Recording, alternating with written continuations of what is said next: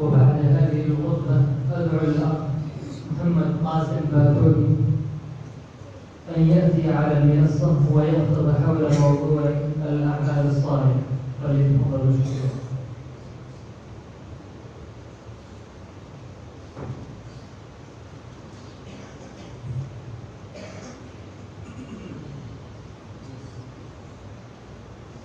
الحمد لله تتم به الصالحات، والصلاة والسلام على خير العباد وعلى صحبه الذين صاروا على نهجه إلى يوم الميعاد.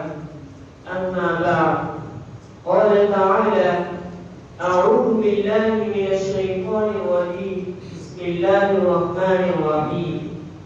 والعصر إن الإنسان لفي خسر إلا الذين آمنوا وعملوا الصالحات وتواصوا بالحق وتواصوا بالصبر.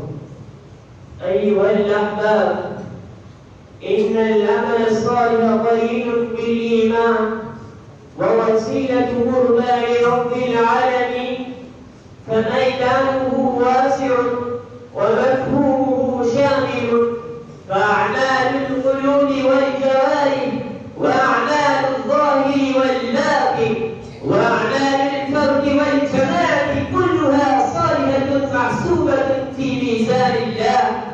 فالصلاة والزكاة والصوم والحج في مقدمة الأعمال الصالحة، وغيرها من الفرائض والواجبات والمندوبات والمستحبات من الأعمال الصالحة. وفي الحديث: الطهور شطر الإيمان، والحمد لله تملأ الميزان. وسبحان الله والحمد لله تملأان أو تملأ ما بين السماوات والأرض. والصلاة نور، والصدقة برهان، والصبر ضياء.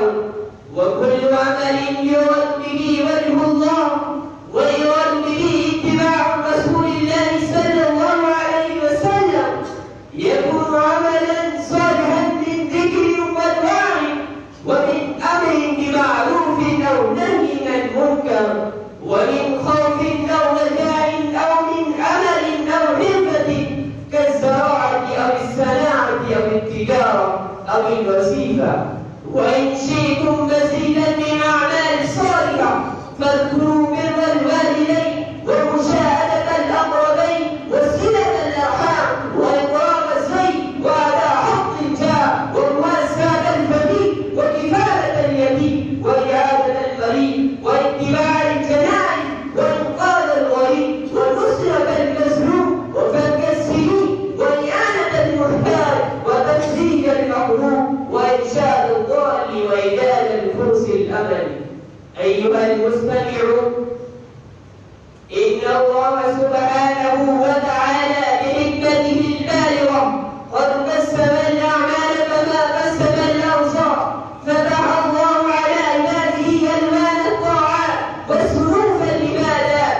تجدون من فتح الله عليه تلاوة القرآن والعناية به تلاوة وتجويدا وتفسيرا وتدبرا، ومن فتح الله عليه الصلاة ليلا ونهارا، ومن فتح الله عليه الصوم دون صدقة، ومن فتح الله عليه الصدقة ولم يفتح عليه أبواب العلم. قال الإمام مالك: نشر العلم من أفضل أعمال البر، وقد رضيت بما فتح لي فيه، وما علينا إلا البلاغ.